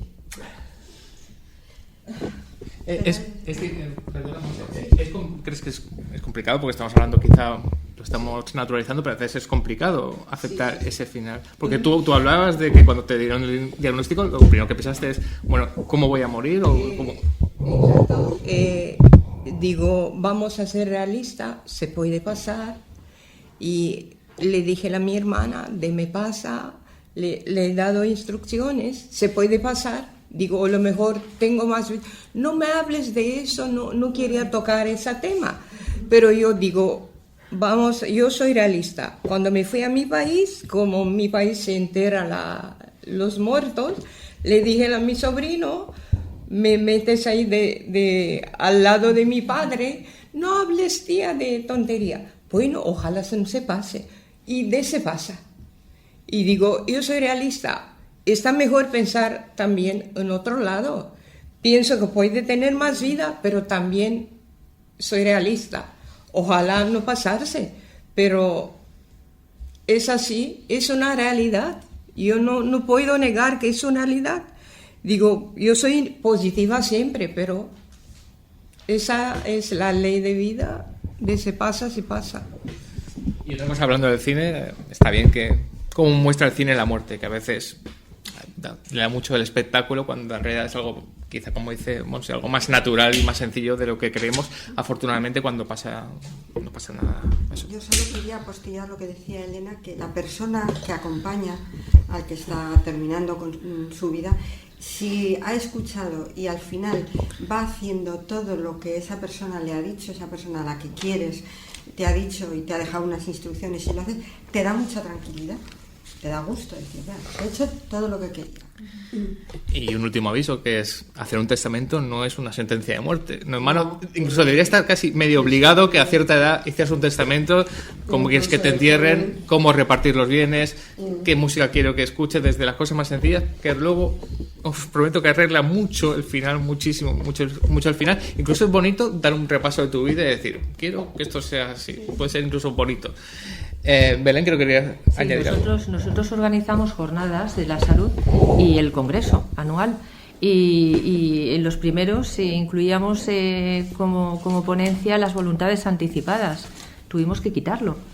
¿Por qué? Porque era un tema que la gente es muy interesante y como bien decimos, sería recomendable que todos hiciéramos las voluntades anticipadas, pero se relaciona voluntades anticipadas con muerte y la gente automáticamente genera un rechazo a esa ponencia y optamos por no incluirla. Pues eso, vamos a un poco naturalizar, digamos, el final. Y si tú quieres que en tu entierro suene el Urrit, pues que suene el Urrit y será, aunque no estés aquí, seguro que mueres pensando que va a ser un final bonito. Ya nos estamos despidiendo, os agradezco muchísimo a todos los que has venido, pero voy a centrarme en 3 personas. Y ya que estamos en fechas navideñas. Manuela, te voy a pedir que pidas un deseo para el futuro. Respecto a tu trabajo, más centrado en la formación oncológica, ¿cómo te gustaría que mejorara? O sea, como hecho más plazas, más dinero. ¿Qué te gustaría? Pedir un deseo y digo, me gustaría esto. Pues poder ayudar con mayor calidad. Esa sería calidad. Para mí sería un poquito la palabra que me nace cuando me has preguntado el deseo. ¿Y calidad es dinero y tiempo, principalmente? Formación, dinero, tiempo. Sí. Todo. Sí, todo, sí. Y a Pablo y a Belén, como eso, presidentes y la gerente de la asociación, eso, lo mismo, un deseo. Que tenga que ver un poco más con la salud mental, un deseo de la asociación para este 2025 y para el futuro.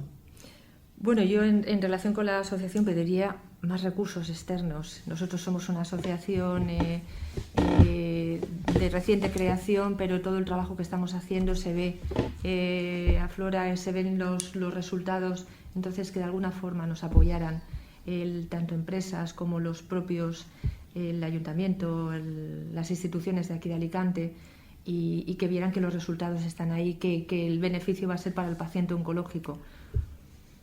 ¿Y Pablo? No, hay que crear un ambiente donde la gente sepa que la salud mental es absolutamente necesaria. No sé si alguno quiere añadir una coda más, un envío más. Obviamente, Elena, que... No, es que es referente a lo que ha dicho Pablo, que...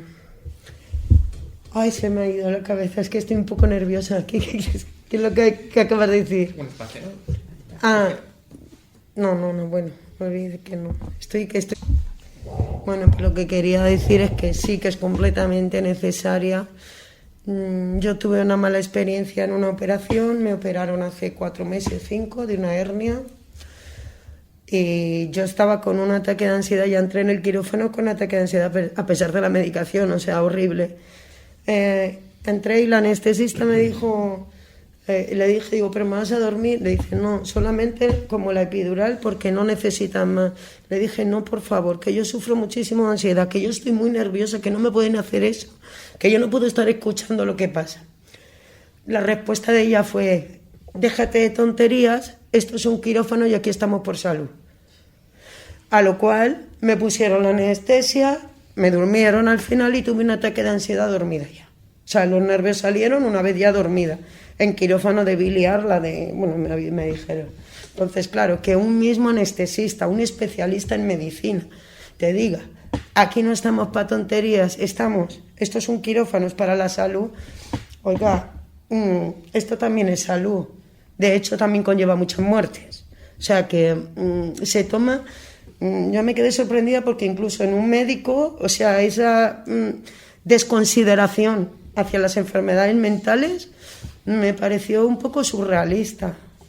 Mira, es que los problemas de salud mental multiplican el sufrimiento de cualquier persona, y también la de cáncer y la de cualquier persona enferma.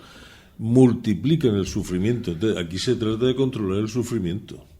Por eso es tan importantísimo un replanteamiento general de la salud mental. Y ahora sí que vamos a acabar este programa con unos cuantos deseos, digamos, que es muy bonito que tengamos medicina en Alicante y en Elche, que ya la justicia ya ha hablado, pero que haya en estas carreras nuevas que se van a hacer y en la que ya está hecho de medicina, que haya médicos más humanos, con más formación psicológica, y luego que los psicólogos tengan más presencia y más protagonismo y haya más psicólogos, ¿no? Podemos pedir entre todos eso. Vale.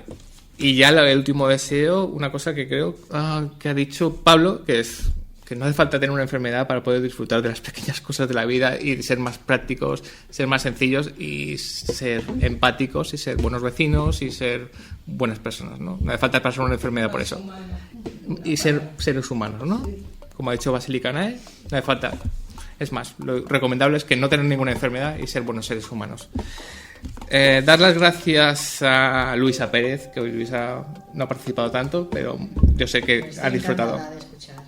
A Elena Terrachet, a Belén Ortiz, a Pablo Enríquez, a Silvia Martínez, a Montse Etallo, Vasily Kanae y especialmente a Manuela, a Manuela Berenguer, que ha aportado muchas cosas. Pablo, como siempre, que hace su epílogo. Sí, por nuestra parte agradeceros a vosotros todas estas entrevistas que de alguna manera favorecen todo esto, desde el cine y desde la realidad. Gracias. Sí, y un último aviso, hablamos de médicos y psicólogos. Medios de comunicación tienen mucha responsabilidad en hacer buenas piezas y buenas informaciones sobre el tratamiento del cáncer. Está muy bien sacar a la reina haciéndose fotos en un sitio, pero cuanto más reportajes científicos que hablen con los pacientes, que hablen con los cuidadores y realmente hablen de una forma seria, mucho mejor. Y ahora sí, os deseo un gran 2025 a todos los que estáis aquí y a todos los que nos estáis escuchando, y nos escuchamos en el próximo programa.